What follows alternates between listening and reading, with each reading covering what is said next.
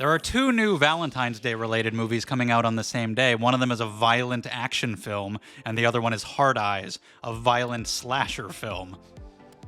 Those are the kind of Valentine's movies I'm totally fine getting from now on.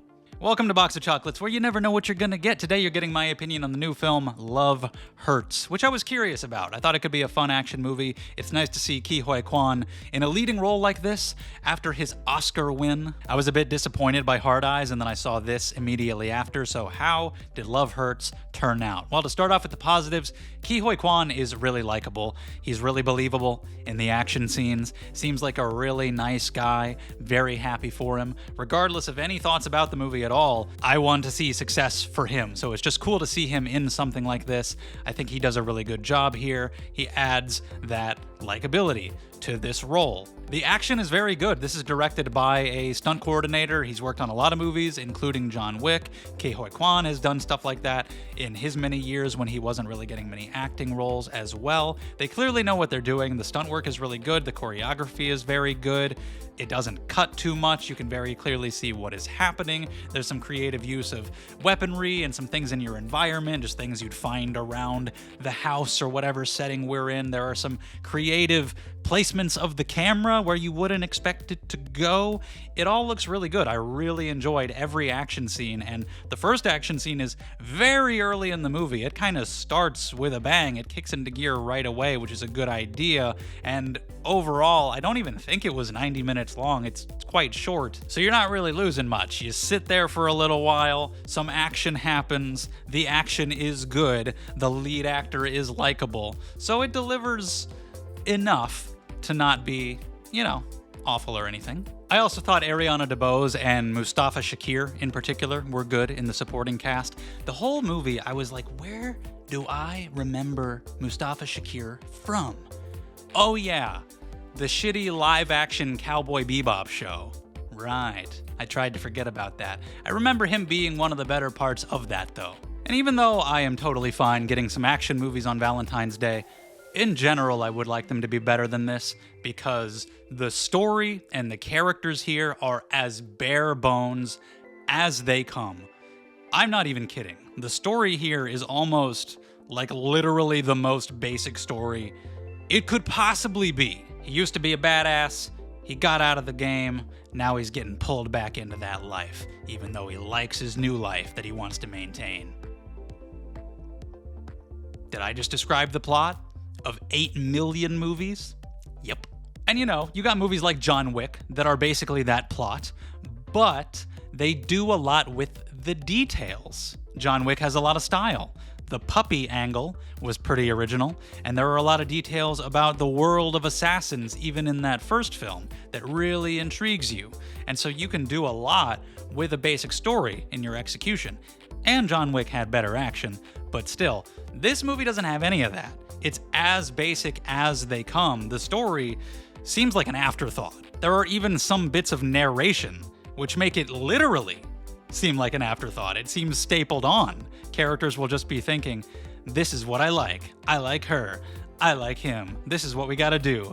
And it feels like they did the action scenes first and they're just like, there's a story, I guess. I don't know, record some voiceover. It's done so quickly that there's no emotional investment in any of it. I didn't care for the relationship between him and Ariana DeBose. The villain is his brother. That's not like a twist or anything. It's revealed early on. I didn't feel any emotion between them. The villain may as well just been any random guy. He sucks. His strongest characteristic is that he likes boba tea. He's just constantly drinking boba tea. Okay, who gives a shit? There's nothing to separate this story from any other movie like it. It is so rushed. They don't really put any attention into trying to make it engaging at all. The tone also seems strange a lot of the time. Some of the narration kind of makes it feel like they're going for kind of a noir vibe, but the rest of the movie is extremely goofy, so that doesn't fit at all. There are scenes involving some of the romance that feel like they're ripe for a punchline, like they should totally be self-aware about those scenes, but then they take those scenes really seriously. And the tone just feels a little confused, feels like it lacks identity a little bit. And there are scenes where we'll be cutting over to certain side characters and we'll be following like a running comedic storyline that's going on with them. And I'm like, this movie is so short and the main storyline is so basic. You cannot afford to be doing that. You need to spend whatever time you have trying to make the story actually interesting, which you have entirely failed to do. You can't be wasting time on the side assholes. And just having fun action with a likable lead would be good enough if it was totally action-packed. But the beginning is good, the ending is good, pretty bloody, pretty enjoyable action. But the middle drags quite a bit.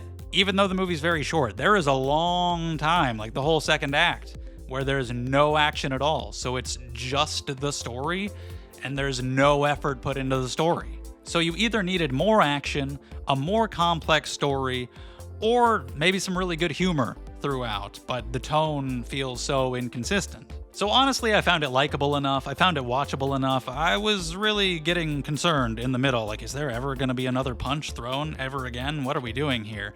But by the end, it was such a quick watch, it's got a likable lead, and so like you could throw it on randomly one day and it'll pass the time well enough if you just want to see some action. But it's extremely forgettable. Like, luckily it has the Valentine's Day angle, so at least you got that going for it a little bit. It gives it a little bit of a memorable look to it occasionally, although there are some shots that looked particularly terrible, and they're just shots when people are like standing outside a house in a neighborhood. It looked weird. It looked like they were on a green screen or something. I don't know what was going on with a couple of those shots. Maybe I was going insane, but it looked weird sometimes. But it's quick enough, it's harmless enough to where I'll even be a little bit generous and say that it's a 3. It's a low 3. Like, whatever, it's fine. I'm not mad at it, but could have been a lot better. I'm never gonna think about it again. I'd love to see what else Ke Huy Quan does with the rest of his career. I don't know what the hell's going on with Ariana DeBose. She won an Oscar and then what the fuck happened after that? Whatever. Take what you can get. Get that money, girl. But there is no reason to watch this when John Wick exists. That's just how it is. A disappointing double feature. What a shame. But that is all I have to say about that. Leave your thoughts on Hard Eyes. No, that's not what this movie is. Leave your thoughts on Love Hurts down in the comments below. Whether you agree, disagree, I want to talk about it. So thank you very much for watching. Like and subscribe if you want to see more from me. That Hard Eyes review is also up. I'm seeing Paddington in Peru very soon, so that'll be up. I really appreciate it, and I'll see you next time.